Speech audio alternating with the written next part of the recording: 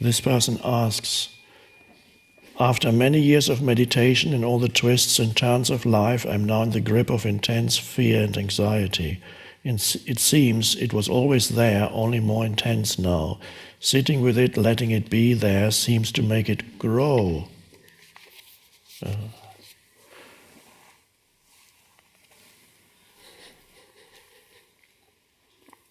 Well, fear, anxiety, which is a form of fear, very common.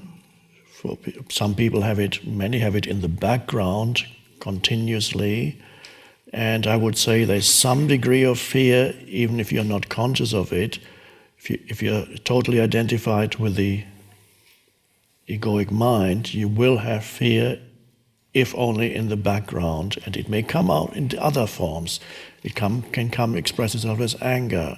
If you look at anger closely, you usually find hidden underneath the anger is a state of fear. So, if there's fear, one important thing is to, of course, you need to direct your attention to it. You acknowledge that there's fear. The important question that arises is, are there any thought processes connected with the fear? In other words, what are the thoughts that your mind is producing while you're feeling the fear? Is it possible that certain thoughts that you think frequently or habitually produce the fear? Is it possible you project yourself into the next moment, into the future moment, excessively, trying to control something that you have no control over? What's going to happen to me? Or creating an imaginary scenario of loss that you might suffer. It's not happening now, but it might happen.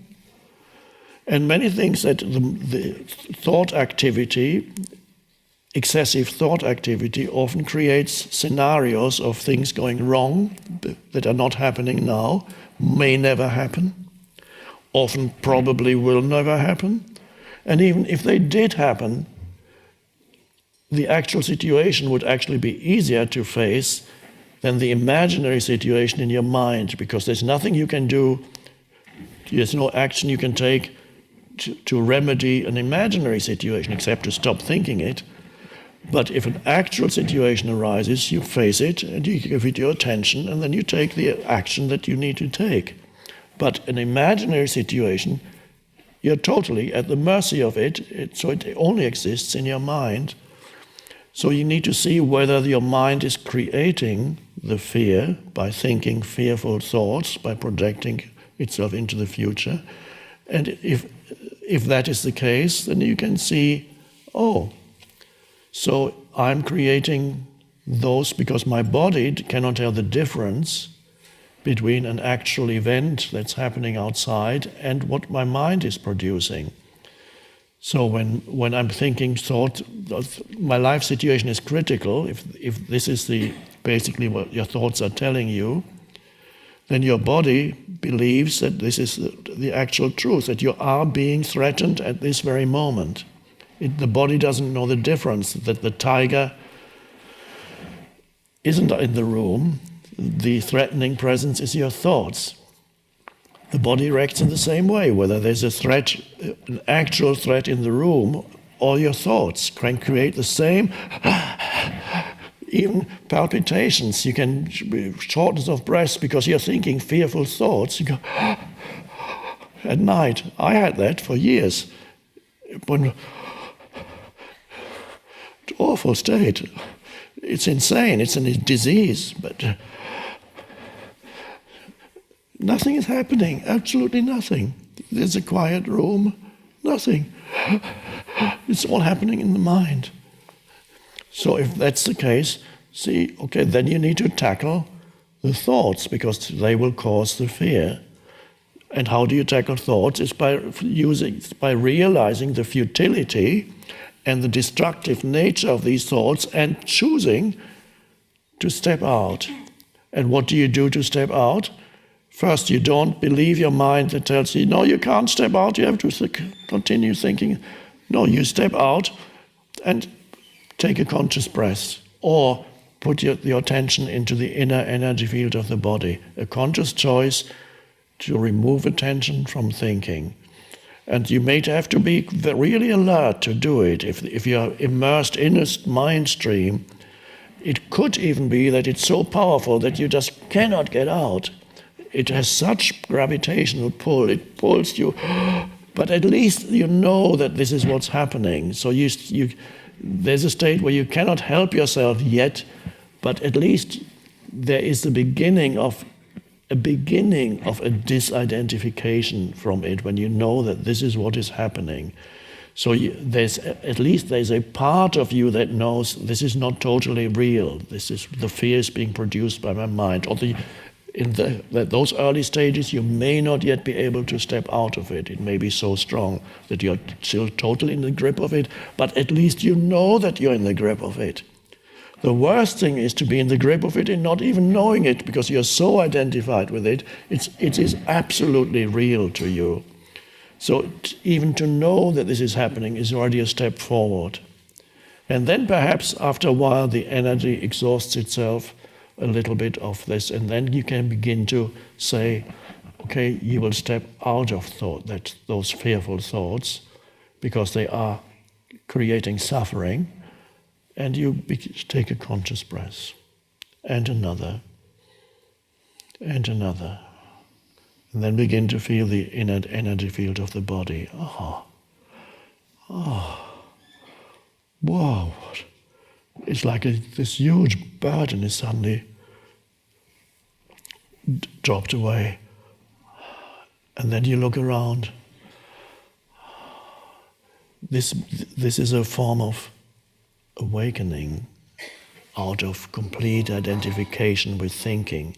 It really is an awakening, and you can observe it in yourself, and you go, so nice. It's like a nightmare. Maybe everybody has experienced awakening from a nightmare and feeling such relief that you are in bed and it's safe. You go, and the same thing when you step out of fearful thought and become present. And then see, thought will then try to pull your attention back in. It can go, come this way. And then you might, one little thought comes. Do you follow it or don't you follow it? If you follow it, there's just this. Oh.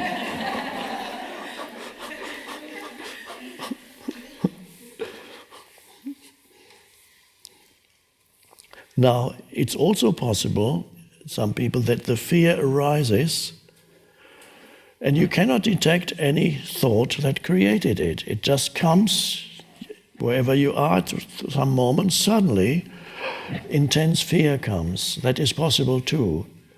And that, of course, is what I call pain body, which is accumulation of old emotions that lives in you. And there are many people for whom the pain body manifests predominantly as anxiety or fear, and it can come up suddenly. But usually then it flows into your mind also and produces fearful thoughts. So fear can be, in some cases, if you still suffer from that affliction, some of you may be able to see how your thoughts are generating the fear habitually, or you may find that in you the fear arises spontaneously and then usually produces further fearful thought. And that is the pain body wanting to feed on further experience of the same. What makes up its life is the energetic frequency of fear, which is a particular, you can feel what fear feels like. It has we call that a frequency. It feels, sometimes the body actually expresses it through shaking. I'm doing this because I want to give you. I don't want frequency to be just a concept in your mind, I want to give you a taste of what frequency means. So,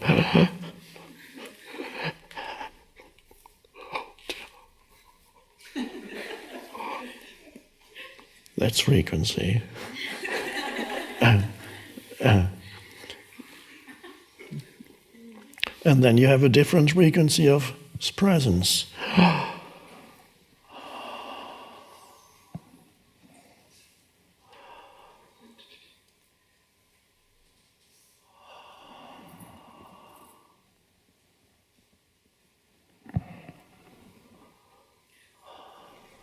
Nothing has changed outside. It's still the same room.